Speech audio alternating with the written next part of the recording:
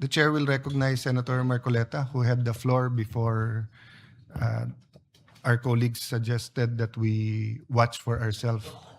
So we will be asking the OSA to identify who among those who were chasing Senator Bato were NBI agents.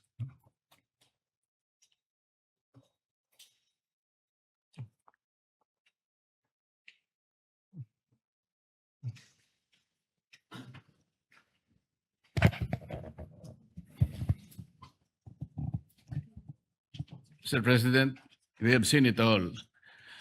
I think this is the best evidence that can prove that the good senator, our colleague in this institution, is being chased by authorities. I'm not sure where they got the authority to chase him, and incidentally, I think he's about to be captured by them for purposes of serving him or rendering him or even surrendering him to the ICC. I'd like to ask, Mr. President,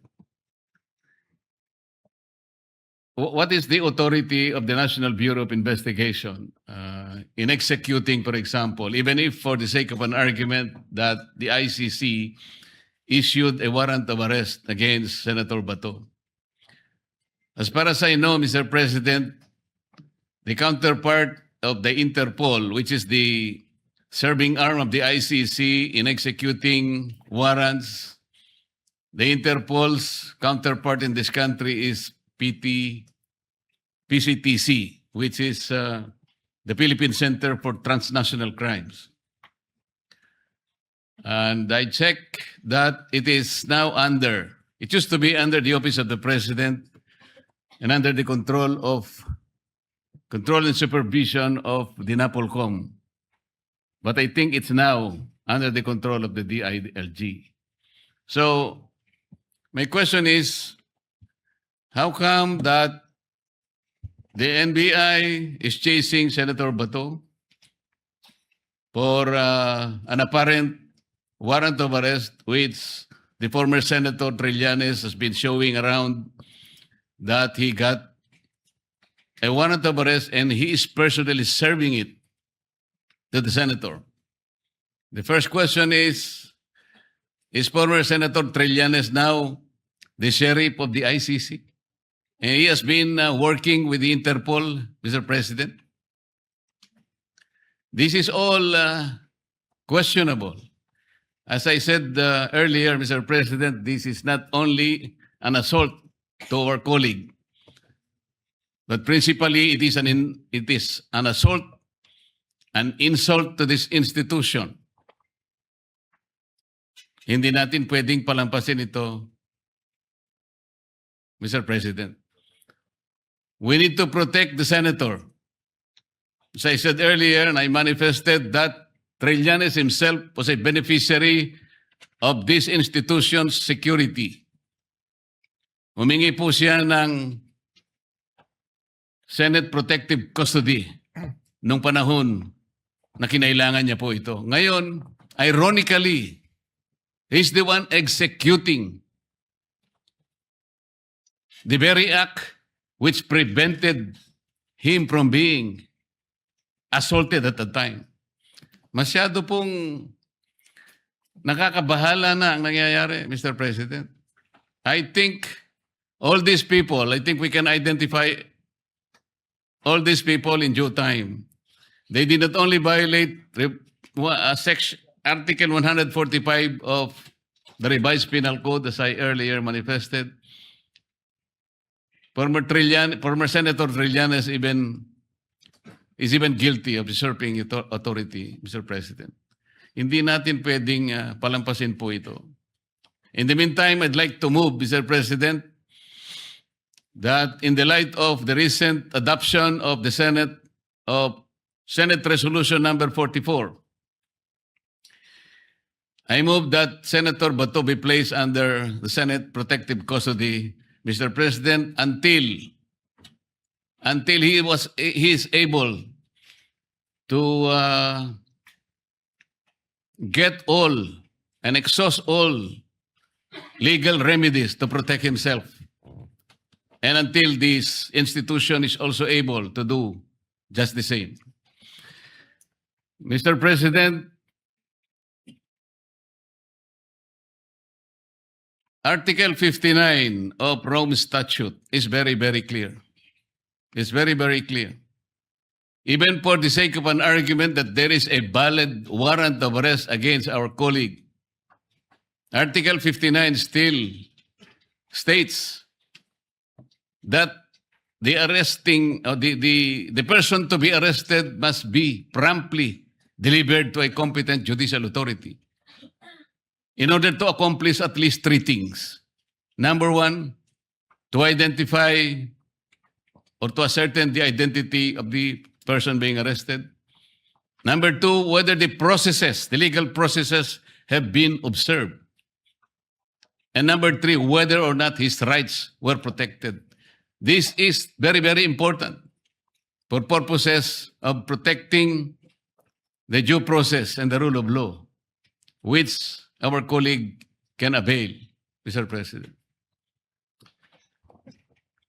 The motion is consistent with our rules, is consistent with Senate Resolution number 44, is consistent with precedence. So is there any objection? If not, the motion is carried. Mr. President,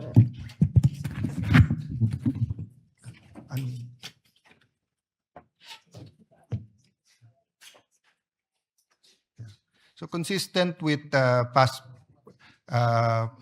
practices, no? Senator Bato will enjoy the protection of the law and the protection of the Senate in accordance with our rules and with Philippine laws. No? thank you. Mr. President, may I have the floor, Mr. President? Yes, Majority Leader. Mr. President, as I was looking and watching the CCTV, Mr. President, I recall, Mr. President, every time we have a committee hearing, any member of the Senate would move to cite in contempt someone who is lying, Mr. President. So my position, Mr. President, looking at what happened to our dear colleague, and I'm gonna do this, Mr. President, whether you are in majority or minority, you are an elected official, Mr. President. And for someone, especially coming from a different agency of the government, trying to do something like that, in violation of Article 147, Chapter 2 of our revised penal code, Mr. President. Maybe, Mr. President, it is the right time for us, while we are having a session, to cite in contempt these individuals trying to prevent Senator Bato de la Rosa from reporting for work to do his job as elected senator of the Republic of the Philippines. So, Mr. President, if it is a proper motion, and I would leave this to the body, that we cite in contempt these individuals, Mr. President, that would be identified in this particular video, trying to block, trying to prohibit Senator Bato de la Rosa from doing his job, Mr. President. Yes. I submit, Mr. President, to the wisdom of the Is there any objection to majority. holding the John and Jane Does, who will be laterly identified in accordance with the CCTV, to hold them in contempt of Senate, of Then, the Senate? Mr. President, I was suggesting, Mr. President, and if you are, if the body is amenable to that, I will move, Mr. President, that we cite them in contempt. Because, Mr. President, Well, because you made that manifestation, Majority Leader, let me say this, not as Senate President, but as a member of the Philippine Bar and as a humble servant of our people as a senator, each legislative body has to defend itself, especially versus existential threats. When we only have 24 senators and in certain votes you need 13, and we will allow that in our premises without the proper coordination nor without the proper due process, ay pwede mong habulin na lang at hagurin yung isang senator, what can be more existential than that? yeah. There might be some reservations, but medyo ang tono pa lang sa hearings ay parang may kabastusan. Hino-hold na natin in contempt eh. And for the record, when Senator Bato was chased by these agents, we were already in session. I was already standing in the podium at the side and already was making that motion. So even out of courtesy, regardless of their coordination, kung meron man o wala dito, hindi dapat hinabol si Senator. Dapat pumunta sila dito sa taas. Nakipag-usap sila. Gwardyahin nila lahat ng pinto. Pero hindi dapat makipaghabulan sa kahit sinong senador dito sa loob. So it is really the pleasure of the body. But if we do not take a hard stance regarding that, do not regret or do not ask ourselves why, tomorrow baka may checkpoint na malapit sa bahay natin at huhulihin na tayo. Because my understanding of parliamentary immunity goes to the extent of even being secure in our traveling to the Senate. Eto na sa loob na ng Senado eh. So, Majority Leader, maybe you should consult the other senators or make the motion and then, so can we recognize first Senator Estrada? Thank you, Mr. President. Just an additional violation of the elements of the National Bureau of Investigation who chased or who prevented Senator Bato from attending the sessions. I invite the attention of our colleagues in Article 145 of the Revised Penal Code. If I can read it to you. Violation of parliamentary immunity. The penalty of prison mayor shall be imposed upon any person who shall use force, intimidation, threats, or fraud to prevent any member of the National Assembly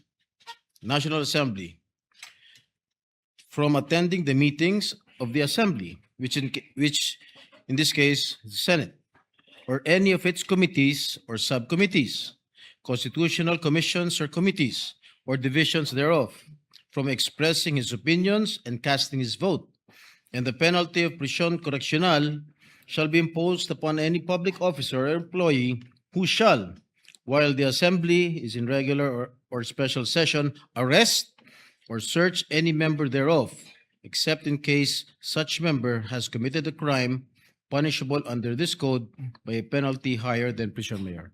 That is all, Mr. President. We take note of that, Senator Estrada, and it's 100% correct. But the reason why the presiding officer has not mentioned administrative and criminal law is because we can ask the Committee on Rules and the Committee on Public Order to have an investigation. No, meaning my immediate concern is the integrity and the safety of the Senate as an institution. It isn't even about Senator Bato. They could be arresting people from the other side of the aisle or other side of the politics here. I would have the same stand that you have to coordinate first, then we have to accept that they have legal authority. If not, you give the senator the opportunity to go to court or, as Senator Marcoleta said, all legal remedies. Wala namang problema po sa legal remedies. If we go to all the precedents, you will see na eventually yung iba nag-surrender din. Pero yung korte ang nag-utos, hindi yung mga law enforcers. So my point is, we will deal with the administrative and criminal liabilities, if any, according to the findings of our committees. But right now, before us is the question of what does the Senate in plenary as a body do to protect itself. And Senator Villanueva suggested holding them in contempt. May I remind everyone that when someone is held in contempt, they are allowed to purge themselves of that contempt by either giving justifiable reason or by apologizing. My information at this point in time, and anyone can correct me if I'm wrong, they are still here and they are still threatening to arrest him here.